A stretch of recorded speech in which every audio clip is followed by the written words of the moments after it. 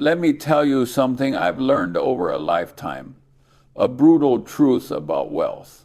The asterisk, asterisk, you will never earn a dime beyond what you truly understand.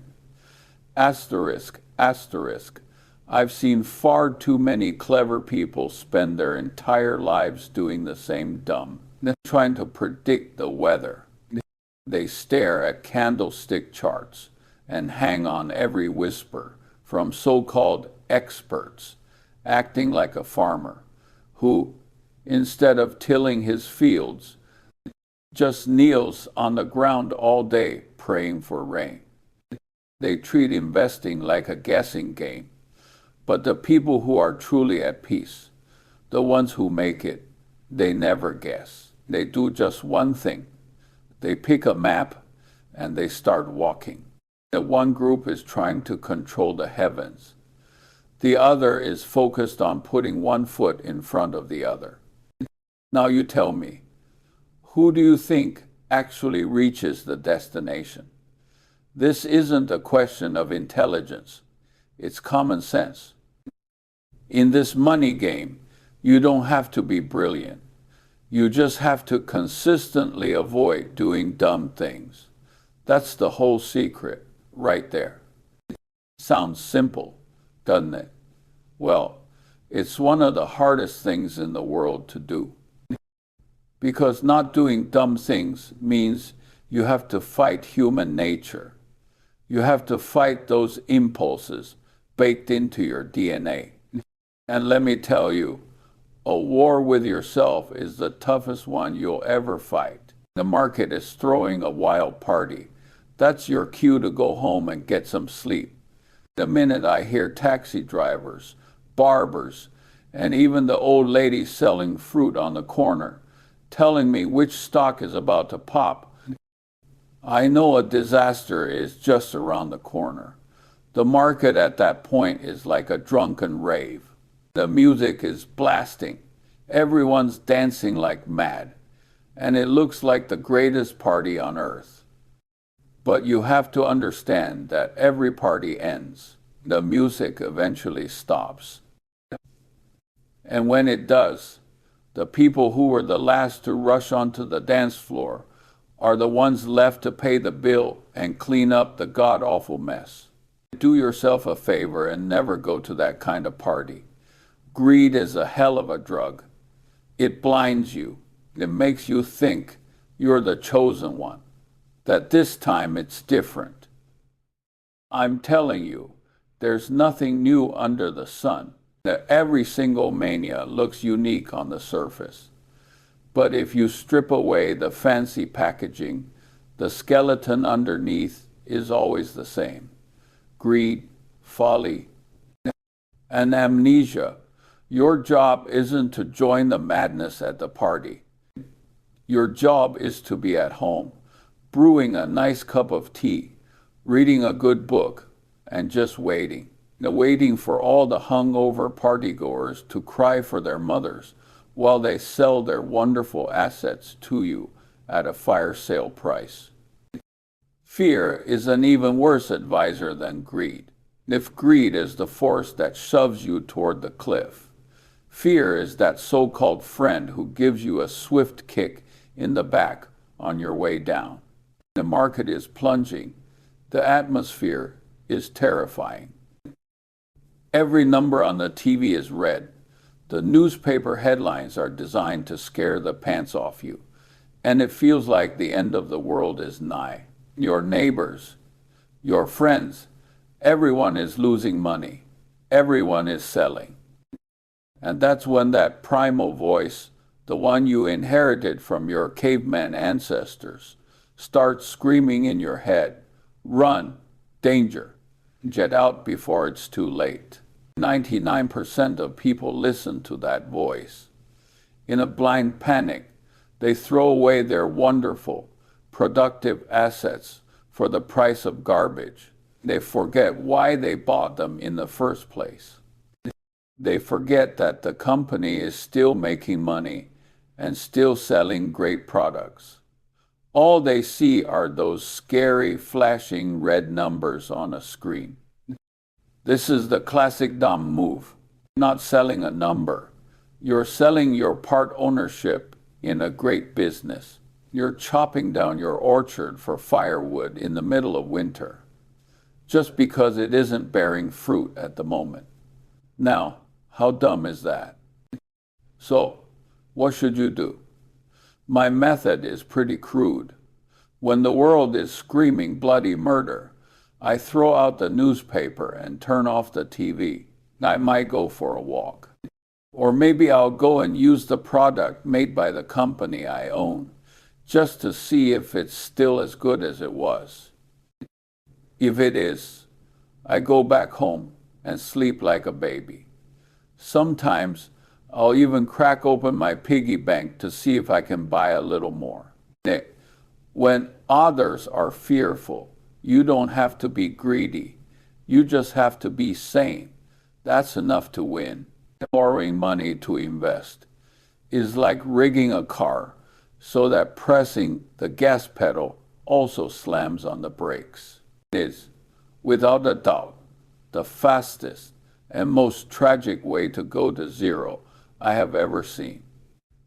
Young people always think they can handle risk. They're always thinking, let's go for broke, turn this bicycle into a BMW. They use leverage, borrowing money to buy stocks, hoping to double or triple their gains. Sounds tempting, right? But they never stop to think about what happens if the market goes down. That's a double or triple loss too. I once knew a very capable young man, early 30s, successful career.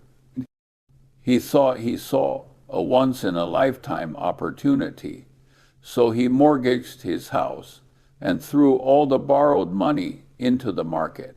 The first 6 months, he was killing it.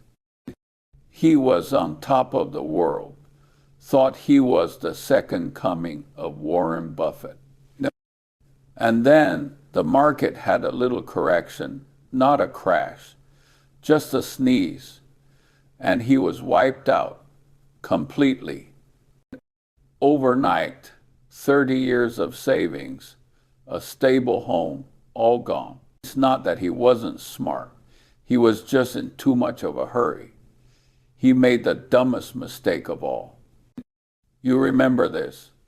In this game, survival is the single most important rule. Not making the most, but lasting the longest. As long as you have a seat at the table, you've got a chance.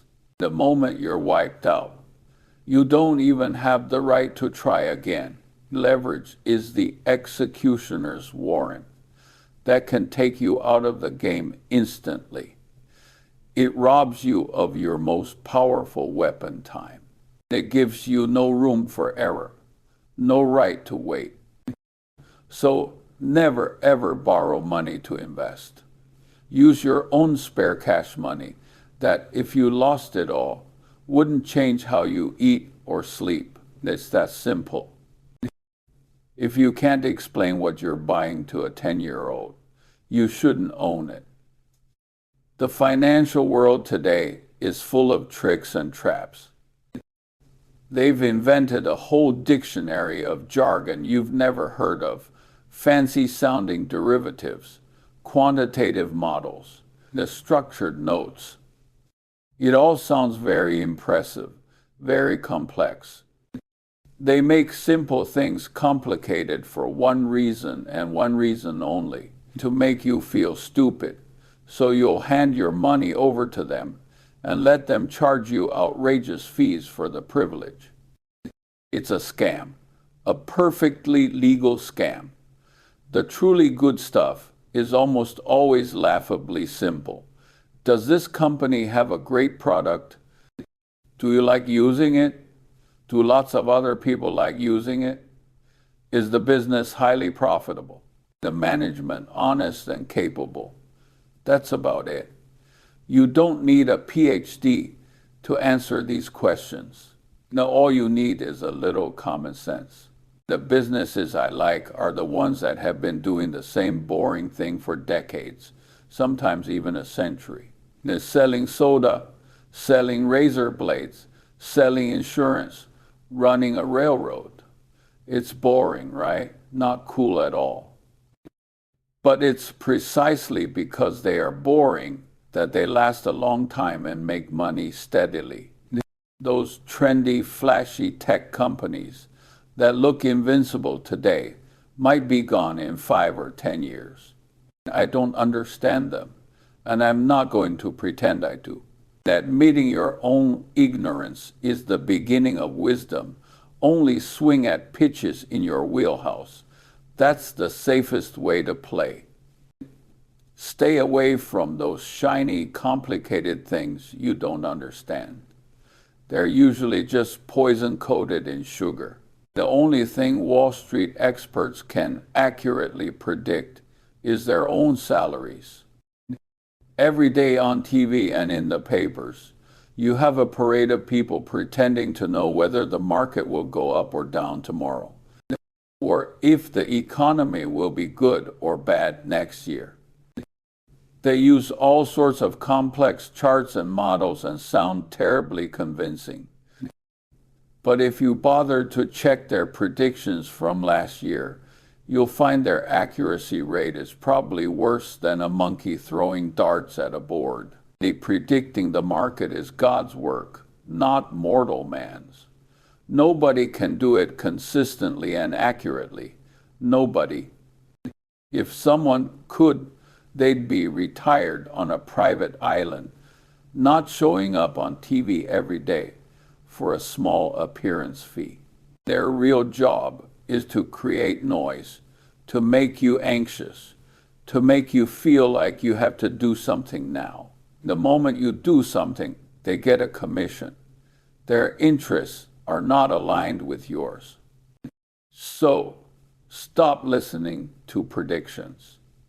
It's all just noise, a form of mental pollution. Their job is to take your attention off the market's short-term gyrations and focus on the business you own. Think of it as a business. You sell the well-run bakery downstairs just because the price of flour fluctuated today? Of course not. So why on earth would you sell your shares in a great company just because its stock price wiggles around every day? It's the same principle. Don't let other people's babbling interfere with your own judgment. Independent thinking is the most valuable asset you can have in this market. The hardest job in investing is to do nothing. I know that sounds like a contradiction, but it's the gospel truth. It's a human nature to want to be busy. We feel like we have to do something to feel productive, to feel in control. Buying, selling, switching stocks, all that activity gives us a false sense of control. But the reality is, the more you do, the more mistakes you're likely to make. Every trade has a cost, and every trade is another opportunity to be wrong. In my own life, the big money wasn't made in the buying or the selling, but in the times waiting asterisk. It was made during those long, seemingly boring years of just holding on. I find a great company, buy it at a reasonable price, and then I just sit on it. I might leave it alone for years, even decades. I'm like a farmer. I plant a seed in the spring, and then I just water it, fertilize it, and wait patiently for the harvest in the fall. I don't dig up the seed every day to see if it's sprouting. That's a great way to kill the crop. This process of waiting is the ultimate test of character. You'll see other people's stocks hitting new highs every day. You'll hear about all sorts of new ways to get rich quick. You'll start to doubt yourself, wondering if you're too conservative, too slow. Your hands will get itchy. Your heart will get restless. This is when you have to act like a machine and stick to your discipline. Tell yourself, I'm growing oak trees in my garden. They grow slowly, but they become mighty. Other people are growing tulips. They're beautiful for a short while, but after the bloom is gone, there's nothing left. You need that fortitude to just sit still. Activity in this business is a virtue. It's a form of high wisdom. The young person's greatest asset isn't money, it's time. You all think you're at a disadvantage because you don't have much capital. Wrong. Dead wrong. They possess something that we old folks can't buy back with all the money in the world. Time. They call compound interest the eighth wonder of the world, and it's no exaggeration. It's like a small snowball at the top of a very long, snowy hill. At first, it's tiny, but as long as the hill is long enough and the snow is wet enough, by the time it reaches the bottom, it will have become a behemoth you can hardly imagine.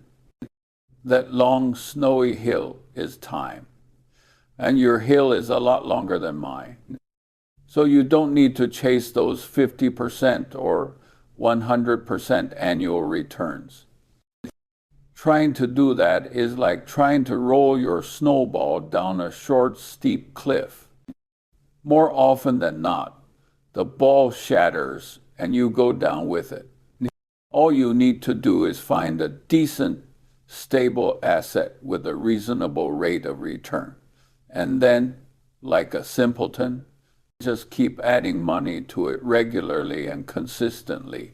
Then go live your life. Forget about it. Decades from now, when you look at your account, you'll be stunned by the number you see. That's the power of compounding. That's the reward for patience. So don't be discouraged because you have little money now. And don't get jealous when you see others making a quick buck. Your job is to start early and stick with it. Make time your friend, not the trend your enemy. Time is the best partner an honest investor can have. The best investor isn't a genius. He's a robot guided by a set of rules. You don't need to watch the screen all day. You just need to establish a simple, clear, and executable set of behavioral rules for yourself before you even start. These rules are your investing philosophy, your discipline. They should be written down in black and white, like a checklist. For example, first, I only invest in simple businesses I can understand. Second, I only buy when the price is well below its intrinsic value. Third, I will never use leverage. The fourth, when the market is euphoric, I will stay away. When the market is terrified, I will find my courage. Fifth, when I buy a company, I intend to hold it forever, unless its fundamental business deteriorates permanently. Just a few rules, simple, right? But your job is to burn them into your brain and then execute them like a machine with no emotions. No matter how excited or terrified you feel, you must obey your rules unconditionally. It's like being an airline pilot. He doesn't fly the plane based on his feelings. For every takeoff and landing, he follows a checklist, item by item. He does this because he knows that any emotional decision, any instance of, I think it's probably okay, could lead to catastrophic failure. Your emotions are the greatest enemy on your investment journey. Your greed, your fear, your pride, your impatience. These human weaknesses are the real culprits that cause you to lose money in a system of rules, and let the rules run you instead of letting your emotions run you. That is the fundamental difference between a professional and an amateur. Remember, this is not an intelligence contest. It's an endurance race. It's not about who can sprint the fastest, but about who can stay on the track the longest and reach the finish line in one piece. You see a 100-meter sprinter explosive power, for sure. But ask him to run a marathon, and he probably wouldn't even make it a tenth of the way. Investing is a marathon of a lifetime. Your goal is not to outrun everyone in any single leg of the race, but to finish the entire course at a sustainable, comfortable pace. So, stop worrying that you're not smart enough. People with very high IQs often have a harder time. They tend to overthink, to outsmart themselves, to get involved in complex strategies that end up blowing up in their faces. All you need is common sense, combined with discipline of steel. Rationality is far more important than IQ. Patience is far more important than technique. Treat investing as a natural, simple part of your life, like breathing.